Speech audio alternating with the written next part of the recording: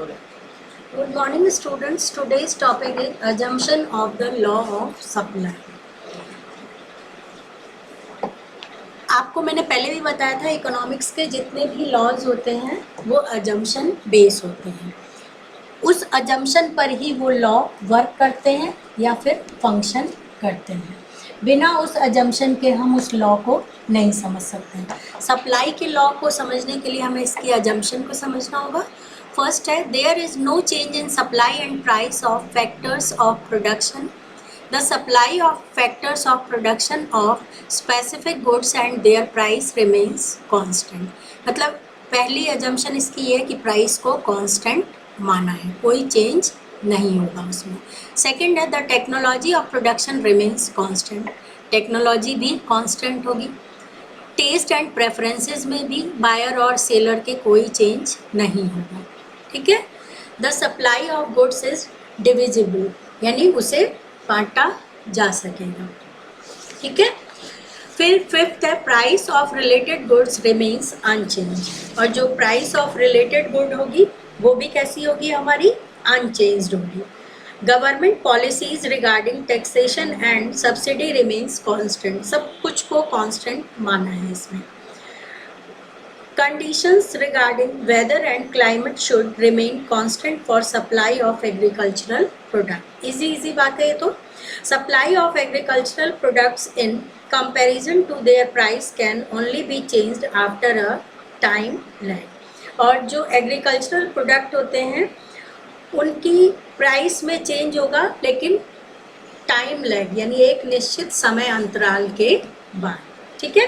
ये अजम्पशन आपको as it is notes copy में लिखने हैं और इनको एज इट इज ही लर्न करने हैं. फिर नेक्स्ट टॉपिक है हमारा reasons for the operation of the law of supply. Law of supply किस कारण से इम्प्लीमेंट की जाती है ये हम पढ़ेंगे.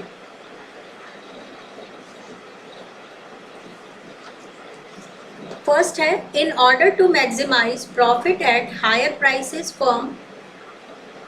Firms tries to sell more of their product. एक तो यह है कि जो प्रोड्यूसर्स होते हैं कुछ ज़्यादा से ज़्यादा प्रॉफिट पाने के लिए क्या करते हैं, अपनी बनी हुई गुड्स को बेचने का प्रयास करते हैं. यानी ऊंची कीमतों पर लाभ को ज़्यादा से ज़्यादा प्राप्त करने के लिए हायर प्राइस पर प्रॉफिट मैक्सिमाइजेशन के लिए सप्लाई को वो बढ़ाते हैं या फिर मार्केट में बेचने की कोशिश करते हैं. पहला रीज़न तो ये. सेकंड है, at higher price new firms enter the market. और जब ऊंची कीमतें होती है तो दूसरे लोग भी उस मार्केट में या फर्म में आने की कोशिश करते हैं कि इस काम में फ़ायदा है. फिर थर्ड है, in the long run the supply of all the factor inputs is variable. Long term में सप्लाई के जितने भी फैक्टर्स होते हैं उन सबको क्या माना है, वेरिएबल माना है. यानी लंबे समय में क्या होगा, जो प्रोडक्शन होता है उसमें जो इनपुट यूज़ होते हैं उसकी सप्लाई परिवर्तनशील होती है, यानी चेंजेबल होती है. ठीक है. और इसीलिए एक गुड की सप्लाई को बढ़ाना आसान होता है. जबकि हमने अजम्पशन में अभी पढ़ा था, लेकिन वो शॉर्ट रन के लिए था कि उसमें कोई चेंज नहीं होगा, पर लॉन्ग रन में हो सकता है. अब हम पढ़ेंगे सप्लाई शेड्यूल. जैसे हमने डिमांड शेड्यूल पढ़ा था वैसे ही सप्लाई शेड्यूल है. सप्लाई शेड्यूल जो होती है वो भी 2 टाइप की होती है, इंडिविजुअल फर्म सप्लाई शेड्यूल और मार्केट सप्लाई शेड्यूल. ठीक है. तो जब हम इंडिविजुअल सप्लाई शेड्यूल और इंडिविजुअल सप्लाई कर्व की बात करते हैं तो हम कह सकते हैं individual supply schedule depicts that the available quantity supplied at market price on a specific time. For example, supply of biscuit by 2 firms A and B is shown in schedule. Biscuit की supply की हम बात कर रहे हैं तो firm A और B की अलग अलग बात करेंगे. तो जब हम सिर्फ फर्म A की बात कर रहे हैं तो वो हमारा क्या कहलाएगा, इंडिविजुअल सप्लाई शेड्यूल कहलाएगा. ठीक है. और उसी के अकॉर्डिंग हम क्या करेंगे, अपना ग्राफ कंस्ट्रक्ट करेंगे, टेबल बनाएंगे और टेबल के अकॉर्डिंग ग्राफ बना लेंगे.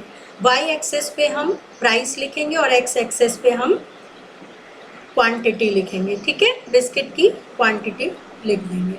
तो फर्म ए और बी का ग्राफ अलग अलग बना लेंगे।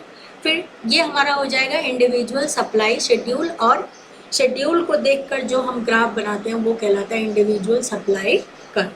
अब हमारा है market supply schedule.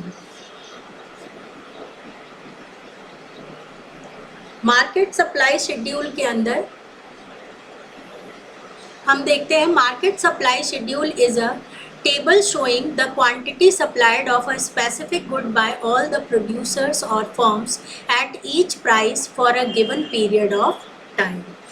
Market supply के अंदर बच्चों क्या होता है कि अलग अलग बाजार कीमतों पर किसी स्पेशल गुड की पूर्ति को हम दिखाते हैं, और सभी फर्मों की, एक की नहीं है, सब फर्मों की पूर्ति को हम दिखाते हैं। जैसे ए और बी की एक साथ हम जब शो करेंगे, जैसे हमने मार्केट डिमांड में किया था, ए और बी डिमांड को प्लस कर दिया था तो वो क्या बन गई थी, मार्केट डिमांड बन गई थी।